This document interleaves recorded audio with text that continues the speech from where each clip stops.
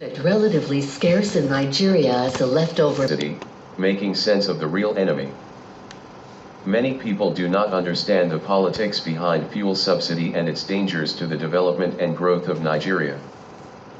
The intention of the government to subsidize petrol was simply to make the product affordable for Nigerians and make life easier. So, the average price of petrol in the world can be as high as 590 naira, however. The Nigerian government will subsidize the product and fix the price at 185 naira, bringing the total amount of subsidy per liter to 405. The average consumption of liters of petrol in Nigeria per day is 60 million liters. However, marketers of the product load as much as 100 million liters and above per day.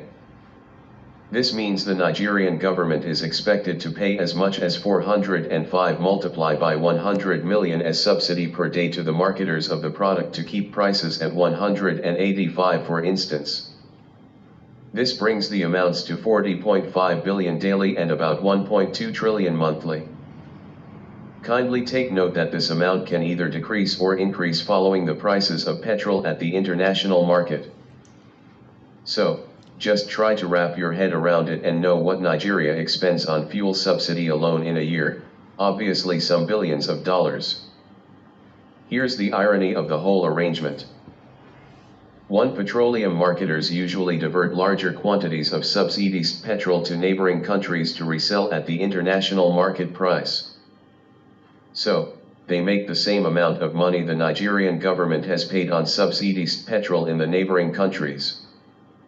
2. This makes the product relatively scarce in Nigeria as the leftover becomes lower than the daily consumption in the country. The implication is that petrol stations will be selling fairly higher than the fixed price of 185.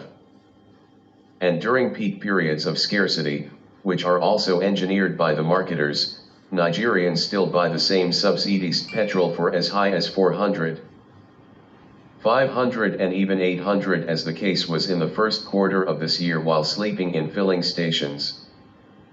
Again, marketers make double.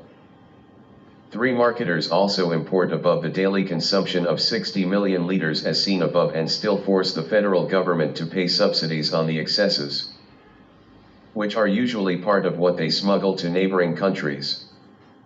Again, marketers dupe Nigeria. 4. This entire scenario makes a mess of the good intention of the Nigerian government to make petrol affordable for Nigerians. 5. This scarcity and high cost of the product despite subsidy leads to arbitrary increases in the cost of living. Transportation, for instance, goes up crazily. Moves to remove subsidy and reactions. Therefore, successive federal governments, having seen the outright abuse of the subsidy policy, have always tried to cancel the policy so that market forces can determine the cost of petrol.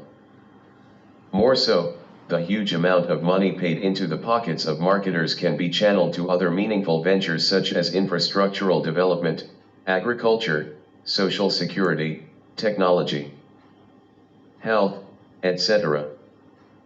However, whenever the move to remove subsidy is made, the marketers are quick to shut down their filling stations and deprive Nigerians access to the already subsidized fuel in their possession. This leads to instant scarcity regime and hardship, like we are already witnessing, where subsidy has been paid till the end of June but marketers have quickly stopped selling or arbitrarily increased their pump prices above the approved rate. Marketers are the real cabals. And while the marketers make more money on the one hand, they force and instigate Nigerians against the federal government with the hardship created on the other hand. Then, the innocent Nigerians who do not understand the politics behind subsidy go on strike, attack the government and force her to continue the subsidy regime. We pay more for our ignorance in the long run. Marketers are happy, they remain the top billionaires in Africa. Everyone loves them, wish to be like them, and celebrate them. Whereas the federal government counts her losses, takes the insult, a bad name and pity uninformed/suffering Nigerians like you and me. Will you support Tinubu to break this barrier and give us freedom, or you will remain adamant and spread the hate?